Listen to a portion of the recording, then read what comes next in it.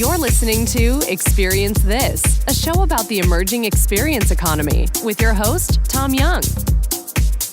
All right. Hi, everybody. Hey, welcome to the show. This is Tom Young. Let's go around the room. Hey, this is Sean Newman. And this is Karen Bajwa. Hey, well, thanks for being here with us today. Hey, today we're going to talk a little bit about the exercise industry and how the social dynamic is starting to drive continued participation and growth. It's a $30 billion industry today, growing at 3 to 4%. And article written recently in Forbes, they indicated that the 20% of adults have memberships in gyms, and that could double in the next 10 to 15 years. So an interesting trend. And Karen, you do boutique, and Sean, you go to like a regular gym, right? Yep. And so, Sean, tell us, you've been going to the gym for a while now, since your college days? Yeah. So I believe it was sophomore year I started. Freshman year, it was just on and off, and I quit a lot. And you went with Bart? Yeah, I used to go with Bart and TJ, actually. Yeah. And so tell us a little about how that started and where you're at now. So I first started when it was just kind of like my self-motivation, because I'd seen a lot of kids on our floor going, and it was perfect because going to the gym can be very intimidating for the first time, especially when, you don't know how any of the equipment works, any of the exercises. You don't want to look dumb or you don't want to look weak. But I had some really good friends on the floor that were, that motivated me to go, and I just started going. They taught me a lot of things, and then, once you start going the first couple times and you get the hang of it, then you're totally comfortable with it. So one question for you. Do you go to the gym that gives bagels and pizzas at the front door? No, I'm vehemently against that gym. That gym will not be named in this podcast. So did you feel yourself, as a result, did you get the positive feedback of being fitter, stronger, all those things? Pretty much all of those things, yeah. Yeah. And just another way to keep you active, especially in college, because you find you have a lot of spare time in college. So, yeah. So you would block a time, because a lot of the excuses that people use, and it probably just is an excuse, is I don't have the time. Yeah. So when you think about the gym back then and now even today, yeah, and they say, oh, I have 15 minutes, you're not doing it. Yeah. But so what do you block a time? Is it 2 hours? How do you think about it? How do you think of a block of time when you go to the gym? So I never really go anymore with like a certain structured thing. I kind of just go with the flow and how I'm feeling. But I usually try to, right now I've transitioned to going in the mornings, and I'll just go get it over with in the morning, and usually block around an hour and a half right in the morning. And it's a great start to the day. You're awake. You feel like all this energy, your metabolism's up. And for me, it's brought a lot of benefits. So I continue to do it. Now, Karen, you go to what would be called more boutique versus something like a Gold's Gym, which is a generic one, or just. Yeah. So there's a ton of these boutique fitness studios in the city. Across the U.S. now, but they're a bit pricey. But Sean and I were just talking before we started this podcast. The thing that I love about them are, in some ways, I don't know, maybe it's kind of being lazy, but you don't have to think that much. You're guided by an instructor. The instructors are very motivational, and there is a bigger sense of working. So, for example, there's one, Barry's Boot Camp. They ask you to do a sprint at 10 miles an hour, which is pretty intense. And you normally probably may not push yourself that hard, but when the person to the right and the left of you are doing the exact same thing and everyone's sweating at the same speed, it's a bit more inspiring. Yeah. But it's the boutiques are highly social. It's like a spin class or yoga class. Right? Yeah, definitely. And they all... There's a class focus to it. There's a class focus. And the other thing that's interesting is that most of the boutique fitness places will all have a cafe that is outside of the check-in desk. So there's an element of people hanging around and a bit of a social scene before and after class. So social before and after and then during. Yeah. Right. And so you're doing it together. So then I go, Wendy's not with us, one of our team members. She goes to bar class. My daughter goes to bar class sometimes as well. And again, another social aspect. We got to sign up for the class. The class gets booked out. Yeah. And it's slightly different than what Sean's talking about, which is more individual. Now, Sean, when you were doing over the years, there's a social aspect of what you're doing as well, isn't there? Yeah, so I completely agree with Kieran that there's a lot of benefits that come with the social aspect of it, and a lot of it is, and I will be first to admit, my best workouts have always come with someone else. When it's just like more motivation, you're pushing each other, and it's much easier than self-motivation sometimes, you know. I've gotten, you know, used to it where now I'm not really looking to get like, you know, push myself and get super strong. I'm trying to just maintain where I am now and stay active. So I'm not, you know, forcing myself to go crazy here anymore like I was when I was younger, just trying to build myself up. But yeah, the social part is definitely, it's relevant and it does exist. So let's talk about the technology side of this now. We're seeing a lot of trends in the industry around wearable computers, and even the smartphones that we carry are monitoring a lot of our health through things like the Apple Watch and just the pedometers or the gyroscopes that are on the phones now, where it measures how many steps you take and how active you are. Are you guys using technology in your fitness in terms of, you know, scoring, you know, weight trends, all the way up to the calories that you might consume and relative to your overall fitness? Do you guys use that technology? I think I used it. There was an app that was quite big a while ago. I mean, it probably still is, MyFitnessPal. And there's a huge community, and we probably look up the number of users on there, something in the millions. But it was around the nutrition part of it. So, you know, putting in your foods and it's spitting out what your caloric intake was, etc. So I think I used it for the nutrition piece. I personally haven't used it for the working out side of it. Yeah. I was going to say that it does cater a little bit, because in the whole world of fitness, you have, you know, working out, and then you also have diet, which is a whole nother topic we can cover. But there's, you know, the technology does support the diet. Maybe you need a little bit more to keep track of all the calories and the food that you're taking when you're eating it and all of that stuff. And then even in the working out space, there's probably more technology lending itself towards like cardio-based stuff, losing weight kind of stuff, versus, you know, working out to build muscle, which is a whole different goal. So for me, I don't really use too much technology. It's funny because the Apple Watch, the only reason I actually did want it is just for the heart rate monitor and to keep track of steps and stuff, not really for like the texting or any of the other stuff you could do on it. But I haven't fallen prey to that yet. Yeah. And I just pulled up a little stat here. So in the App Store, there's about 320,000 apps that cater to Health and fitness. Yeah. Which I'm sure covers the gamut of nutrition as well. Yeah. But it's huge. I mean, technology is obviously a major player in all of this.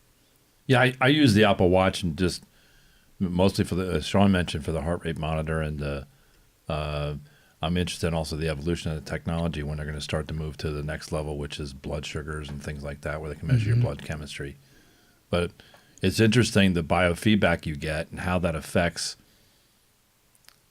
almost to the point where, you know, in some of the insurance companies, and you guys, we talked about this before, where they start to gamify your behavior by providing you that feedback, that digital feedback about what's going on. So I noticed, for example, if I have a lot to drink, alcohol, and I sleep with my Apple Watch on, which I do, you know, half the nights, I'll wake up and I'll check what my resting heart rate was while I was sleeping.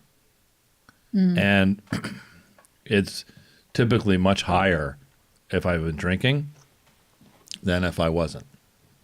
So if I drink a lot of water, on the other hand, and I'm well hydrated when I go to sleep, my heart rate when I'm resting goes down, which is an indication of your system stress, right? So if the higher it is, the more stress, the lower it is, the better off you are, and probably the deeper the sleep you're getting. So it was interesting feedback. So I noticed that if I go out drinking or I'm out socially and have a few drinks. I don't drink at home unless there's people over and it's a social thing, but I don't drink as a general rule at home. I just basically drink water. But I noticed that difference when doing that. There's also the thing of, sure, this technology can provide you this info, but how much of it is actionable, or how much do people actually act on it? And that's another whole, I would love to see some studies on that, because, you know, there's, has that changed your drinking at all? No. Knowing that? No. For most people, you know, you could keep track of all the calories you want, But if you don't make any changes with it or do anything in your diet, then what's the point? Yeah, Yeah. that's a whole different issue about the motivation and stuff.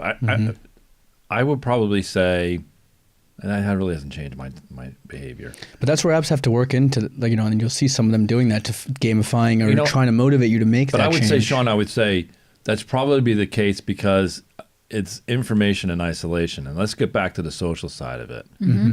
Because I think if we were doing it as a group and it was social, the peer pressure and group pressure to modify would be there. Yep. Right? So, and we know that from business, by the way. There's a thing called the Hawthorne effect, which is when you measure things, you typically will see a better performance than if you don't measure something. So when you see it a little bit with steps, like when we did our walk a couple months ago, we went down on New York City High Line down. People were measuring their steps, and it was a little bit of gamifying how many steps you could get in a day. And there are groups out there where they challenge each other to go do that. And so I think that having that feedback, and I think the social drives a more motivation and a higher participation to change. Did you guys agree with that? Yeah, definitely. And one thing about the social, which I notice a lot walking around the city, is the fitness places will also put out their merchandise. And now you have people on the streets representing their tribe and the group that they belong to with their merchandise from a particular gym. So, they're catering into this whole sense of belonging in very different ways. So one of the big social aspects in gyms today is a thing called spin class. Yeah. Right. So spin class uses stationary bicycles, and they have an instructor, and everybody's in the class, and they're pedaling together, and they're following a program and motivated by an instructor. And this company, Peloton, was a large company that went public. Now, what was the valuation, Karen? Some crazy number. I think it was at the $1 billion mark. It was some number, a lot of money. But Peloton has taken the concept of the spin class and are selling high-end bicycles for your home. And you say, well, it's defeating the purpose, right, at some level, because I go to those spin classes for the social side of it. Yeah. But what Peloton's done is try to bring in the design thinking and show how they're bringing the social back into the home to try to extend that spin class back to your home. Now, it's a pricey, it's by $3,000 all in. You look at shipping and subscriptions and things like that. But let's play, we have our first clip here. Let's play this Peloton little philosophy about what they're trying to do here and about the design thinking. In the earlier days, we were all fans of indoor cycling classes. So we really wanted to realize the vision of having this convenient and engaging form of workout that can be accessed anytime and anywhere you want to. It brings that community and that energy that you feel in the cycling studio, and it brings that into the home. All right, so that was pretty. So that talks a little bit what their design philosophy was going to be, and then so that was their vision that they tried to go after, because they could sell bikes to gyms, and then that's their market. For them to extend, they need to extend into the homes and get people to buy individual bikes. So let's move to the next clip on this, where they talk a little bit about the design thinking. Move to the 50 mark there, and we'll play that and get a sense of a little bit of how they let their design thinking infect how they brought the social back into this individual bike. Yep. One of the challenges with boutique fitness is that it can be inconvenient, but there's some magic that happens in that experience. So we're driving our UI and UX to simulate that studio workout experience. Our production techs are filming the class live, cutting cameras. It truly is live experience straight from our studio to their homes. So that's pretty. So you can see they're bringing this in, and basically they add a screen to the bike. Mm-hmm. And provide the feedback there. So you're in these live classes. It's not a pre-canned thing, and you're getting some level of participation when you can't get to the gym. Now, I do think it's an interesting, like the argument people are going to make. I don't have the time, so they can bring it into their home. this bike has a small footprint in the home. You can bring this in there. It's pricey. Sean was telling me it's what, $3,000 all in. Probably, yeah, around $3,000 for 1 year. Yeah. And I've actually been to one of these Peloton classes where they're doing a live broadcasting. So the neat thing that they do to get people engaged is that they have a leaderboard. So everybody from the class enters their username for that class, and the name goes up on a leaderboard. And if you're at home signed in, your name is on that leaderboard as well. And what the instructors do really well is to call out names from the leaderboard and say, "Come on, David, you're almost there at the finish line," etc. Right? So it's good. It makes you feel like... They'll make call-outs for if it's your first ride ever, and there's certain things that they will automatically call you out for. Yeah. It's pretty good. So somebody who's not been to a gym, as Sean, you mentioned, it's intimidating the first time. It's like, is everyone looking at me? Exactly, yeah. Am I a freak? What did I do wrong? Yeah. You're self-conscious about it. Yeah. Especially if you're out of shape. Yep, exactly. Right? Or if you've never been there before, this is your first time going. Yeah. Right. So you're like, did I lift not enough weight? People think, am I doing it wrong? Yeah. Right, all those kind of things. So what would you say to people to help them break that ice? The way I did it was find someone that goes regularly and tag along Social. with them. Social. Yeah. Right. It's hard to tackle that by yourself. Yeah. It So you got to really go is. with somebody. You got to go with somebody. Yeah. You got to. So if somebody's not going and says, I should go, but I'm just afraid, they need to talk to a friend and go with them. And if they can't, then you can go a little more of an expensive route, but get a trainer. Yeah. Get a trainer. But the Peloton does the things we just talked about. It combines it all into one package, right? It has the convenience. It's in your home. And it has the gamifying by putting out that leaderboards and making you competitive, trying to, stay, you don't want to be the last one on the leaderboard. So you're, trying to stay competitive with that, and the social, because it has this instructor that's doing this live, Right. Yeah. and saying things live. I think the only thing with the social piece of it, we were just chatting about as well, is the fact that it's a bit of an expensive price tag with some of these boutique places that offer a very strong social component. So $25 a class, anywhere to $40 a class, is Really? pretty expensive. My gym membership is $25 a month. Yeah, And so that's all I've this is the the disposable income, and Yeah. Yeah. That's what I was saying. The Peloton is definitely cost prohibitive. Not everyone has $2,000 laying around plus $40 a month. Like my gym membership alone is only $25. Let alone I don't have to pay $2,000. It's $3,000. Yeah, $3,000 really. Yeah. If you factor everything in. So this is but I mean the one good thing they have going for them is we were reading they apparently have this stat might be a little old, but has a 96% retention rate, meaning people that bought the bike are still 96% of them are still on subscription, which is pretty high. That's very interesting Yeah. to me, because a lot of exercise equipment gets used and then it's dust. But if you Yeah. break that down a little more, and I was talking to Karen about this, you also have to think, if you bought a $2,000 bike, are you just, even if you're not using it, are you going to let go of the subscription? Because then you definitely gave up. And you might not be going on it, but you will hold on to the subscription. It's interesting. Go back to the issue of the connected health tied to this phenomenon. Mm-hmm. And I don't think we're quite there yet as an industry, or the technology is not quite there to convince people. But if you could demonstrate that the participation in these things and doing this drove not only better health but life extension, and you could prove that out, Yep. then people would empty their bank accounts. The price would be irrelevant. I mean, is that fair? Yeah. I mean, if I could add 2 years to your life, or pick a number, 5 years or 1 year, would the $3,000 be relevant? I don't. I get your point, but then I'm gonna make the counterpoint that the things that this achieves, I could do all in the gym for a fraction of the price. Right.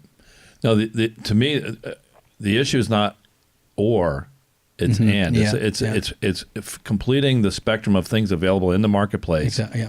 To deal with people with different points in their life. Exactly. Yeah. So agree. And we go back to this notion we've talked about on Experience This podcast here of time over money. Mm-hmm. So there'll be people in points in their life, maybe younger people, who are more interested in saving money and less interested in protecting their time. Yeah. And there'll be other people, maybe in my class, that are older, who are more interested in time management, and they're less interested in saving the money. If they can commit the time, the money will be there. And it's just, so it's not or, it's both. It's all of those things. And understanding, we're just trying to expose people to this and have them think about experience, social, the time aspect over the money aspect of this. Not just that. If another question you could ask is, for some people it'll be, I'm going to get this Peloton and I'll spend a lot of money, or I'll do nothing. They won't. The gym is not even an option for them to go by themselves or anything like that. So for those people, I say yes, this is worth it. Then the money doesn't matter, right? So it's for the people that everything is an option and they can handle everything. Then this becomes more of, do I want to do this or not? Right. And I think back to your point about life extension, a lot of these companies are trying to market themselves as being lifestyle brands. So not just fitness companies or, people that put out products.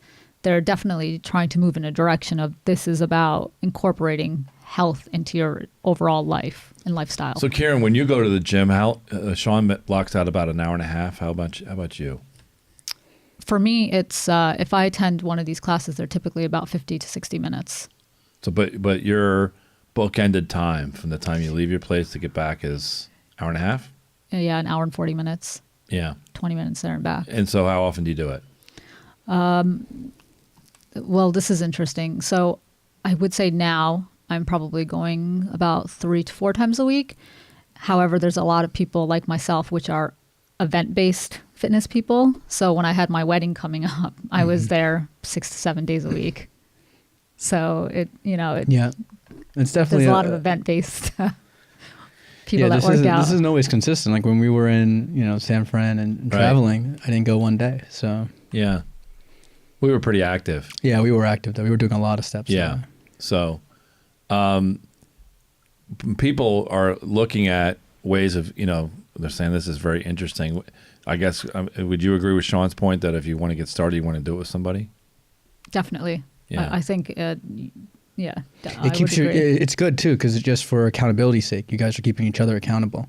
It's very easy to fall off on your own. And it's like, oh, I started and then just kind of let go of it. But I also think fitness is typically tied to results.